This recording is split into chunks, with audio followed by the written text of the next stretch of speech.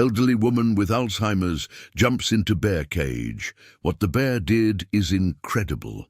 Margaret Henderson had been visiting the Melbourne Zoo every Sunday for 63 years. She'd started the tradition as a young bride in 1960, when her husband Thomas would bring her here on their weekly outings. They'd continued through the decades, through the births of their 3 children, through promotions and house moves, through grey hairs and reading glasses. Even after Thomas passed away 5 years ago, Margaret kept coming, though now her daughter Claire accompanied her, worried about leaving the 84-year-old woman alone. This particular Sunday started like any other. Claire had collected her mum from the aged care facility where she'd lived for the past 18 months, since the Alzheimer's had progressed too far for independent living. Margaret was having what the staff called a good day. She recognized Claire immediately, remembered it was Sunday, even asked about her grandson's football match from last week. These moments of clarity were becoming rarer, and Claire treasured them like precious gems. They'd walked through the zoo slowly, Margaret using her walking stick but refusing the wheelchair Claire had brought. The old woman had always been fiercely independent, and even the disease couldn't completely erase that stubborn streak. They'd stopped at the elephant enclosure, the giraffe house, the penguin pool, all the places Margaret and Thomas had visited for over 6 decades. Then they reached the bear enclosure. The Melbourne Zoo's brown bear exhibit housed 3 rescued bears, Bruno, Matilda and their adult son, Oscar. All 3 had been saved from a defunct roadside zoo in Queensland, where they'd been kept in appalling conditions. Here, they had a large, natural habitat with pools, caves and climbing structures. Claire had read that brown bears, despite their fearsome reputation, were generally shy around humans when properly cared for and not provoked. Margaret stopped at the viewing fence, her weathered hand gripping the rail. Claire was busy reading information from the educational placard when she heard her mother make a small sound, something between a gasp and a cry. She turned to see Margaret's face transformed, tears streaming down her wrinkled cheeks. "Mum, what's wrong? Are you all right?" "Thomas," Margaret whispered, pointing at Bruno, the largest of the 3 bears, who was sitting near the fence. "Thomas is down there. I have to help him." Claire's heart sank. This was the cruel nature of Alzheimer's, the way it twisted reality, made the familiar strange and the impossible seem real. Her mother had been having more episodes lately where she confused people and situations, where the past and present blurred into incomprehensible chaos. "Mum, that's not Dad. That's a bear. Dad's gone. Remember, he passed away 5 years ago." But Margaret wasn't listening. Her grip on the walking stick tightened, and before Claire could react, the old woman did something that would later be described as impossible for someone her age and condition. She dropped the stick, grabbed the safety fence with surprising strength, and began climbing. "Mum! No!" Claire lunged forward, grabbing at her mother's cardigan, but Margaret was already over the first barrier. What happened next unfolded in horrifying slow motion. Margaret, driven by some delusion that her long-dead husband needed rescuing, scaled the fence with an agility that defied her age and frailty. Zoo visitors began screaming. A father covered his young son's eyes. Someone shouted for security. Claire was shrieking her mother's name, trying to climb after her, but strong hands pulled her back. A zookeeper had arrived, radioing frantically for help. Margaret dropped down onto the other side, a fall of nearly 2 meters that should have broken bones. But somehow she landed, stumbled, caught herself, and kept moving toward the bear enclosure's inner fence. This one was higher, more secure, but there was a service gate that staff used for feeding and cleaning. And through some terrible twist of fate, that gate was slightly ajar. A maintenance worker had been inside just minutes earlier and hadn't properly secured it behind him. "Everyone back!" A senior keeper named Jake was running toward them, 2 other staff members behind him, one carrying a tranquilizer rifle. We need to evacuate this area now. But there was no time. Margaret pushed through the gate and walked into the bear enclosure itself, into the space where 3 massive brown bears, each weighing over 300 kilograms, lived. She moved without hesitation, without fear, walking across the grass toward Bruno, who had stood up at the commotion. Claire was being held back by 2 keepers now, screaming until her voice was raw. Other visitors were being herded away, children crying, adults pale with shock. The keeper with the tranquilizer rifle was trying to get a clear shot at the bears, but Margaret was too close. Any dart that missed could hit her. Bruno, the 400-kilogram male brown bear, took a step toward Margaret. Then another. His massive head swung from side to side, assessing this strange intruder in his territory. Matilda and Oscar had retreated to the far side of the enclosure, sensing the tension, but Bruno kept approaching, closing the distance between himself and the frail old woman who barely came up to his shoulder. Margaret showed no fear. She extended her hand toward Bruno, the same gesture she'd used countless times to greet Thomas when he'd come home from work. The bear stopped 3 meters from her, his small eyes studying this strange, vulnerable creature that had invaded his space. Brown bears have excellent memory and can be unpredictable, territorial, protective, and capable of killing a human with a single swipe of their powerful paws. Jake, the senior keeper, had worked with these bears for 7 years. He knew their personalities, their moods, their triggers. Right now, his training and every instinct screamed that this situation was about to turn catastrophic. Bruno's ears were forward, alert, but not yet aggressive. That could change in a heartbeat. Jake had his hand on the rifle, ready to make the hardest decision of his career, shooting Bruno to save a human life, even though the bear was only defending his territory from an intruder. "Margaret," Jake called out, keeping his voice calm and steady despite the terror coursing through him. "I need you to stay very still. Don't move, don't make any sudden gestures." But Margaret either didn't hear him or didn't process the words. Her mind was somewhere else entirely, lost in a decade that no longer existed. She took another step toward Bruno, closing the gap to less than 2 meters. "Thomas, you must be so frightened." "Aye," she said softly, her aged voice carrying clearly in the awful silence. "Come on, love, let's go home. I'll make you a cuppa and we can sit in the garden." Bruno made a sound, a low rumble that could have been curiosity or warning. The bear lowered his massive head, bringing it closer to Margaret's level. Jake's finger moved to the trigger. One more second, one aggressive move, and he'd have to shoot. Claire had collapsed against one of the keepers holding her back, sobbing uncontrollably. Then Bruno did something that no one, not even the experienced keepers who'd worked with him for years, expected. He sat down, just dropped his hindquarters to the ground like an enormous dog, his head now roughly level with Margaret's. The old woman smiled, that same smile she'd given Thomas 10,000 times over their 59 years of marriage.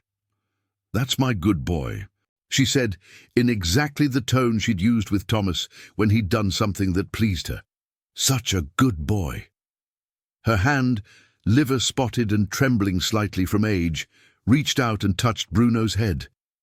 Every person watching expected the worst, expected the bear to react with violence, to swat her away, to maul her. Jake's finger was on the trigger. One more second, one more heartbeat. Bruno closed his eyes. The massive bear, rescued from abuse, wary of humans, territorial and powerful, closed his eyes as Margaret's wrinkled hand stroked his fur. He made a sound, not a growl, not a warning, but something else, something that sounded almost like a purr, though bears don't purr. A rumble of contentment deep in his chest. "What the bloody hell?" Jake whispered, lowering the rifle slightly, unable to believe what he was seeing. Margaret sat down on the grass beside Bruno, her movements slow and careful, the way someone who's lived 84 years learns to move. She kept stroking the bear's head, murmuring soft words that the keepers couldn't quite hear. Bruno didn't move, didn't react aggressively. He just sat there, this apex predator, allowing himself to be petted by a confused old woman who thought he was her dead husband. Matilda, the female bear, took a cautious step forward, then another. Oscar followed his mother's lead. Jake raised the rifle again, his heart hammering. 2 more bears approaching was exponentially more dangerous. But Matilda's body language wasn't aggressive, ears forward but relaxed, movement slow and curious rather than threatening. "This is insane," one of the other keepers muttered. "This shouldn't be possible." Matilda reached Margaret and Bruno, sniffing the air around them. Margaret turned her head, smiled at the second bear with that same gentle expression. "Hello there. Did you come to say hello too?" She reached out her other hand, and Matilda, against all logic and expectation, lowered her head to be petted. Claire was watching through her tears, not understanding, not believing, caught between hope and terror. Her mother, who could no longer remember what day it was, who sometimes didn't recognize her own grandchildren, was sitting on the ground surrounded by 3 brown bears, petting them like they were oversized dogs, talking to them in the soft, loving voice she'd used with Thomas for nearly 6 decades. Jake made a decision. He slowly, very slowly, began walking toward the enclosure gate. If the bears were calm now, this was the window to get Margaret out, but he had to move without startling them, without triggering their protective instincts. Every step was calculated, deliberate, his eyes never leaving the bears.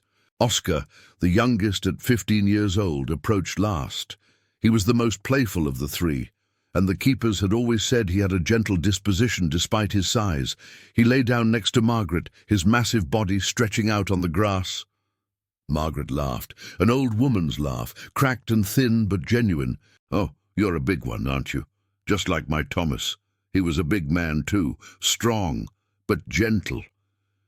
She was crying now, tears running down her weathered cheeks, but smiling.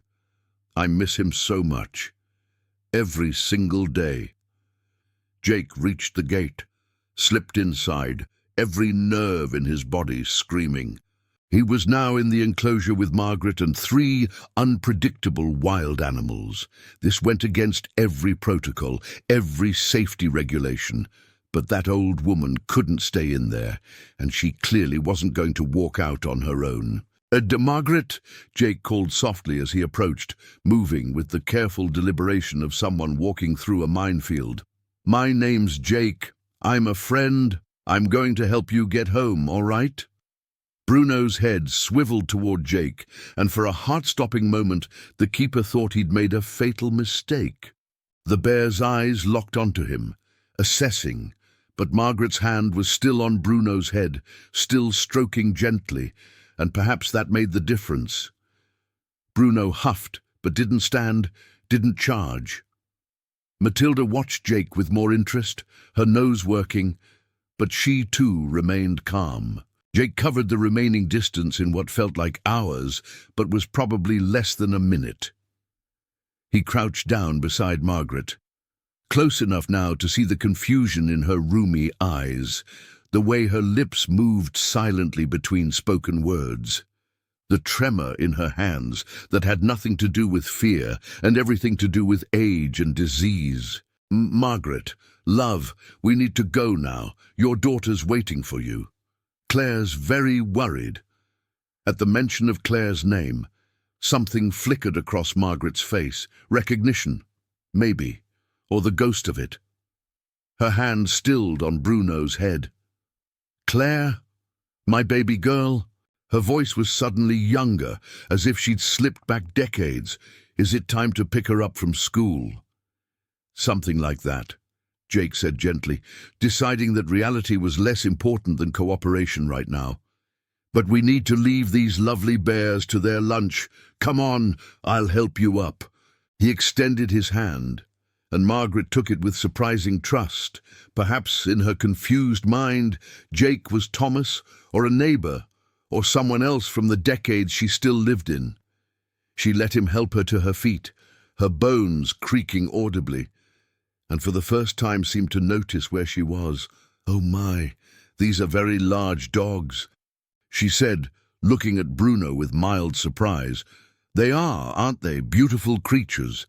Jake kept his voice steady, his movements slow.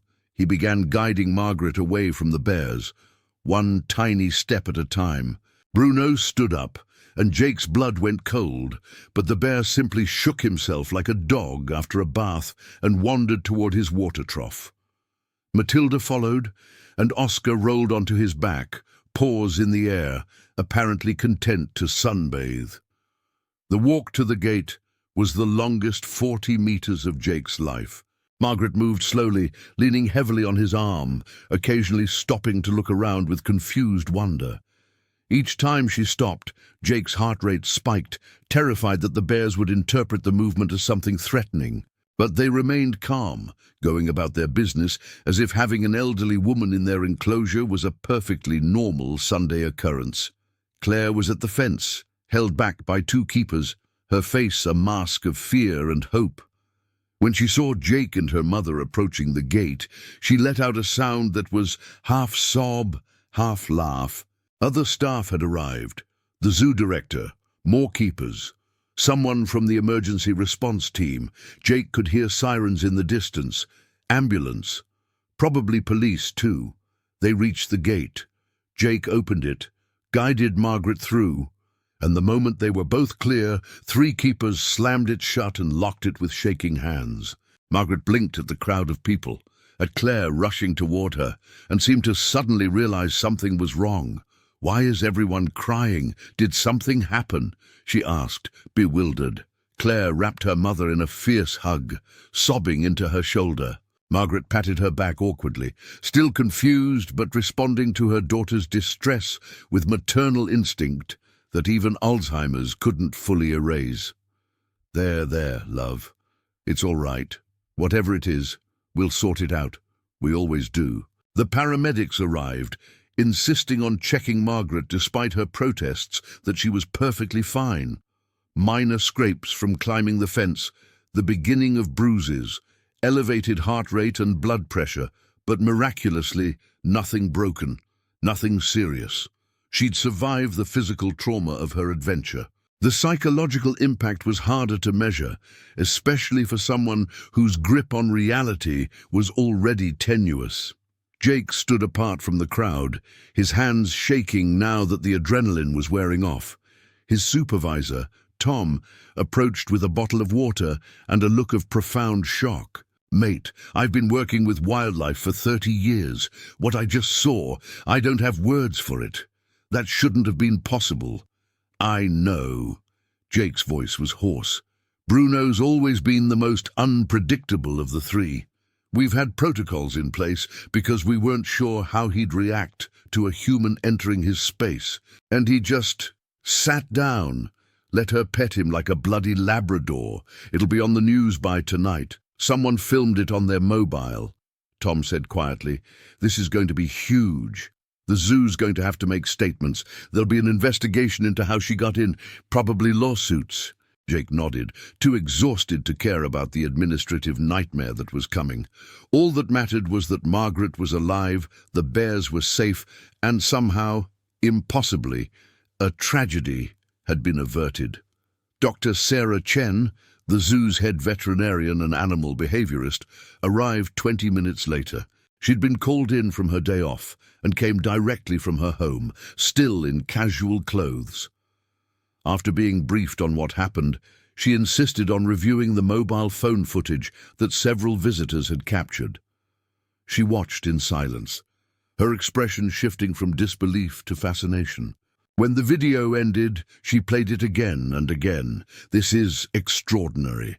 She finally said, "Brown bears are typically wary of humans, especially in their territory. Bruno, in particular, has always been nervous around people because of his history of abuse. For him to not only tolerate, but seemingly welcome physical contact from a stranger." "What do you reckon happened?" Jake asked. "Why didn't he attack?" "Doctor." Chen was quiet for a long moment, studying the frozen image on the phone screen, Margaret's hand on Bruno's head, The bear's eyes closed in what looked unmistakably like contentment. "I can give you the scientific explanation. Bears have excellent sense of smell and can detect chemical changes in humans." Perhaps Bruno sensed she wasn't a threat. No fear hormones, no aggressive intent. Her movements were slow, non-threatening. Her voice was calm, combined with his generally placid temperament when not startled or threatened. She paused, then continued more quietly. "But honestly, I think there's something else at play here. Something we don't fully understand about animal cognition and empathy. That bear recognized vulnerability. He sensed that she wasn't a threat because she genuinely couldn't be one. And perhaps, in whatever way bears understand these things, he chose compassion." The story exploded across media within hours. "Miracle at Melbourne Zoo" read one headline. "Bears protect confused elderly woman," claimed another. The footage went viral. Millions of views in the first day alone, shared across every social media platform. Animal behaviorists from around the world weighed in with theories. Some praised Bruno's gentle response. Others warned against romanticizing wild animals who could easily have killed Margaret. The zoo's investigation revealed the maintenance worker who'd left the service gate unlocked had been distracted by a personal phone call. He was suspended, though many, including Jake, felt the punishment was harsh, given that no one could have predicted an 84-year-old woman with Alzheimer's would attempt to climb into the bear enclosure. Security protocols were immediately revised. Higher fences, double lock systems, constant monitoring. But the real story emerged in the weeks that followed. Dr. Chen, fascinated by Bruno's behavior, started researching his history more deeply. She discovered something remarkable in the records from the roadside zoo where he'd been rescued. Bruno had been kept in a cage adjacent to the owner's elderly mother, a woman named Dorothy who'd suffered from dementia. According to staff interviews from the rescue operation, Dorothy had been the only person Bruno had never shown aggression toward. She used to sit by his cage for hours, talking to him, reaching through the bars to touch him when her family wasn't watching. Dorothy had passed away 2 years before Bruno's rescue, but the bear remembered. Somewhere in his mind, he'd associated elderly, vulnerable humans with gentleness, with companionship, with the one person who'd shown him kindness during years of abuse and neglect. When Margaret entered his space, confused and fragile, speaking in that soft, loving tone, Bruno hadn't seen a threat. He'd seen Dorothy. It's not anthropomorphizing to say animals can remember kindness and respond to vulnerability. Dr. Chen explained in an interview with the ABC, "We've documented elephants mourning their dead, dolphins helping injured swimmers, gorillas protecting children who fall into their enclosures." Bruno's response to Margaret fits within what we know about animal cognition and empathy, particularly in intelligent species like bears. Margaret herself remembered nothing of the incident. By the time Claire brought her back to the aged care facility that evening, the adventure had been completely erased from her deteriorating memory. She asked about Thomas, wondered why she was so tired, complained mildly about the scrapes on her arms, but couldn't recall how she'd gotten them. But Claire remembered, and she made a decision that surprised everyone, including herself. She started visiting the zoo weekly. Not with her mother. The staff had politely but firmly banned Margaret from returning. But alone. She'd stand at the bear enclosure, watching Bruno, trying to understand what had happened that day. Jake found her there one Sunday afternoon, 3 weeks after the incident. He'd been checking on the bears, ensuring the new security measures weren't causing them stress. "You all right?" he asked gently. Claire nodded, wiping her eyes. "I've been so angry at this disease, watching it steal my mum piece by piece. Her memories, her personality, her ability to recognize the people who love her. Some days she doesn't know who I am. Her own daughter, that must be incredibly hard. It is, but that day, when she climbed that fence, for those few minutes, She was herself again, determined, fearless, acting out of love. She thought she was saving my dad, and in some twisted way, the Alzheimer's gave her back the love she'd felt for him, so strongly that she'd do anything to protect him. Claire's voice broke. I've spent months watching the disease take everything from her, but it couldn't take that. The love survived. Jake didn't know what to say. He'd never thought about it from that perspective.